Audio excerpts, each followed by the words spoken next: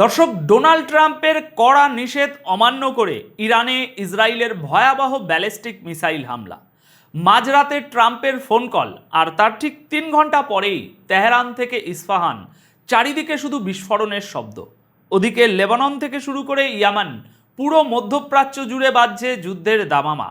আর এই যুদ্ধের সরাসরি ধাক্কায় হুড়মুড় করে ভেঙে পড়েছে সাউথ কোরিয়া থেকে শুরু করে এশিয়ার অন্যান্য দেশের শেয়ার বাজার।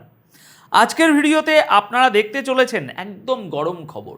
পর্দার আড়ালে আমেরিকা কিভাবে গুড কপ ব্যাড কপ খেলছে, ইসরায়েলের যুদ্ধ বিমানগুলো কিভাবে এতদূর গিয়ে হামলা করলো আর মাঝ আকাশে জ্বালানি পেল, আর কেন ডোনাল্ড ট্রাম্প চাইলেও এই মুহূর্তে বেঞ্জামিন নেতানিয়াহুকে থামাতে পারছেন না। তাহলে চলুন শুরু করা যাক এই গুরুত্বপূর্ণ প্রতিবেদন। দেখুন, আন্তর্জাতিক রাজনীতির ময়দানে যা দেখা যায়, আসল সত্যটা সবসময় তার চেয়ে অনেক বেশি জটিল হয়। গত কয়েকদিন ধরে পশ্চিমা মিডিয়াগুলোতে একটা ন্যারেটিভ তৈরি করা হচ্ছিল যে একটা ডিল হতে চলেছে, আমেরিকা যুদ্ধ চায় না, সব শান্ত হয়ে যাবে। কিন্তু আমরা যারা জিওপলিটিক্স নিয়ে কাজ করি, আমরা আগেই আন্দাজ করেছিলাম যে এই ডিল বা চুক্তির গল্পটা আসলে একটা বড়সড় ড্রামা। আর ঠিক সেটাই হলো। আজ 8ই জুন ভারতীয় সময় অনুযায়ী ঠিক সকাল 5:45 থেকে 6:30 মধ্যে ইরানকে টার্গেট করে ইসরায়েল এক ভয়াবহ হামলা চালিয়েছে। তেহরান, কোম, ইস্পাহান, তাবরেজ এবং মেহরাদাবাদ এয়ারপোর্টের মতো অত্যন্ত সেন্সিটিভ ও গুরুত্বপূর্ণ সামরিক ঘাঁটিগুলোতে এই ব্যালিস্টিক মিসাইল হামলা চালানো হয়েছে। শুধু তাই নয়, ইরানের আইআরজিসির বেশ কিছু ঘাঁটিও এই হামলার শিকার হয়েছে। দেখুন, এই হামলা কোনো বিচ্ছিন্ন ঘটনা নয়। এর পেছনের চেন রিয়াকশনটা শুরু হয়েছিল যখন ইসরায়েল প্রথম গতকাল লেবাননে আক্রমণ চালায়। লেবাননে সেই হামলার পর ইরান স্পষ্টভাবে জানিয়ে দিয়েছিল যে বৈরুতে হামলা হলে তারা এটাকে সর্বাত্মক যুদ্ধ হিসাবেই দেখবে। আর সেই কথা অনুযায়ী গতকাল গভীর রাতে ইরান ইসরায়েলের তেল আবিব এবং হাইফাতে মিসাইল হামলা করে, যেখানে তাদের অনেক মিসাইল ইসরায়েলের আয়রন ডোম ইন্টারসেপ্ট করতেও ব্যর্থ হয়। আর তারই পাল্টা জবাব হিসাবে আজ সকালে ইসরায়েল এই হামলা চালালো। বর্তমানে ইরানের আকাশসীমা অনির্দিষ্টকালের জন্য বন্ধ করে দেওয়া হয়েছে এবং কাতারও তাদের এয়ার স্পেস বন্ধ করে দিয়েছে। এমনকি সৌদি আরবের ভিতরে থাকা আমেরিকান মিলিটারি যে বেসগুলো আছে, সেই বেসগুলোর কাছাকাছিও বিস্ফোরণের খবর শোনা যাচ্ছে। দেখুন, আসল ব্যাপারটা হলো এই পুরো ঘটনার মধ্যে আমেরিকার যে ডুয়েল পলিসি, সেটা একদম দিনের আলোর মতো পরিষ্কার হয়ে গেছে। যখন ইরান ইসরায়েলের উপরে হামলা করেছিল, তখন ডোনাল্ড ট্রাম্প মাঝরাতে বেঞ্জামিন নেতানিয়াহুকে কল করেন।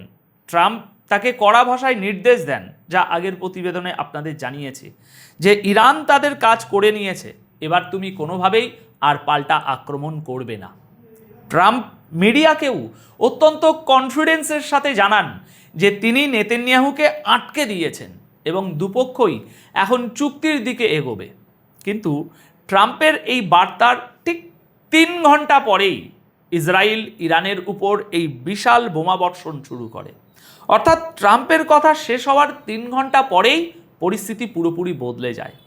তাহলে এখন এর মানে কি দাঁড়ালে?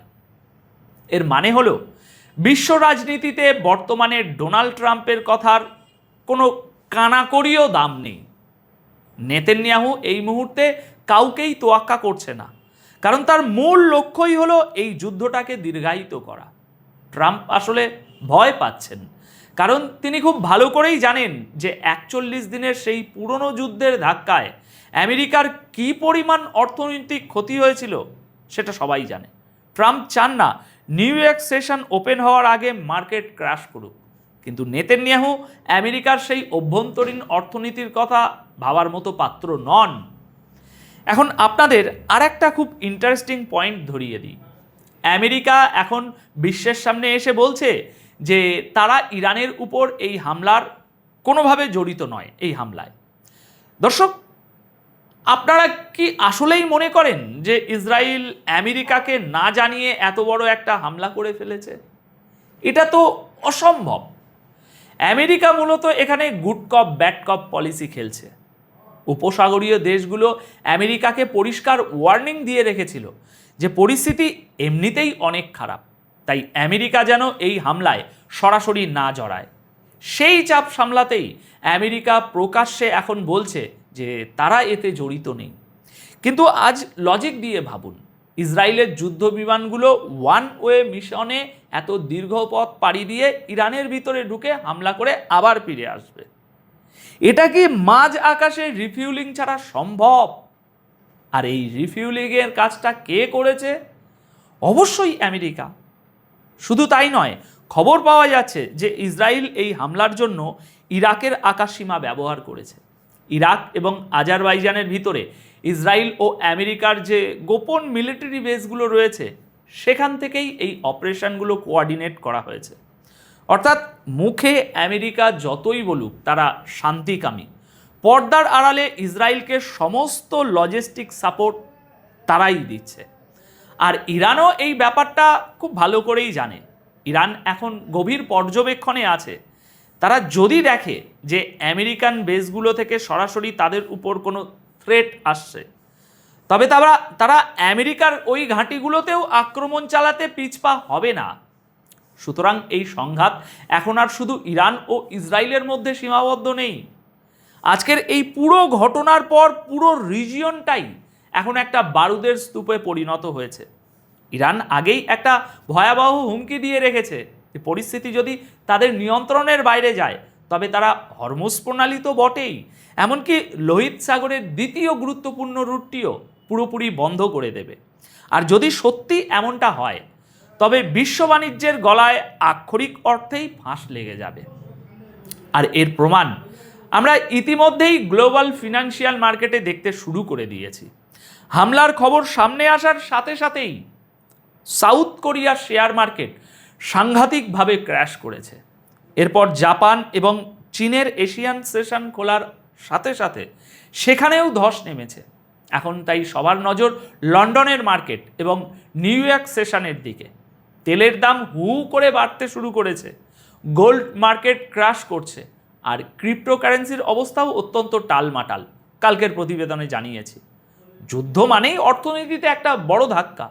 আর এই ফুল স্কেল ওয়ার যদি সত্যি শুরু হয়ে যায় তবে সারা বিশ্বকে এর মূল্য চোকাতে হবে। দর্শক, আজকের এই আলোচনা থেকে একটা বিষয় একদম স্পষ্ট, যে মধ্যপ্রাচ্যের পরিস্থিতি এখন পুরোপুরি নিয়ন্ত্রণের বাইরে চলে গেছে। আমেরিকা প্রকাশ্যে এক কথা বলছে আর ভেতরে ভেতরে ইসরায়েলকে দিয়ে তাদের ভূরাজনৈতিক এজেন্ডা বাস্তবায়ন করছে। কিন্তু এই কৌশল এখন বুমেরাং হতে শুরু করেছে, কারণ নেতানিয়াহুকে থামানোর মতো ক্ষমতা এই মুহূর্তে মার্কিন প্রশাসনের নেই বললেই চলে। নেতানিয়াহুর এই পাগলামি মনোভাব পুরো বিশ্বকে একটা খাদের কিনারায় দাঁড় করিয়ে দিয়েছে। এখন আপনাদের কি মনে হয়, আমেরিকা কি সত্যি চাইলেই এই যুদ্ধ এক নিমেষে থামিয়ে দিতে পারে, নাকি পরিস্থিতি এখন খোদ আমেরিকারও হাতের বাইরে চলে গেছে? আপনাদের মূল্যবান মতামত অবশ্যই কমেন্ট সেকশানে জানাবেন। দেখা হবে পরবর্তী ভিডিওতে নতুন কোনো বিশ্লেষণের সাথে। সবাই খুব ভালো থাকবেন, সুস্থ থাকবেন। ধন্যবাদ আপনাদের সকলকে।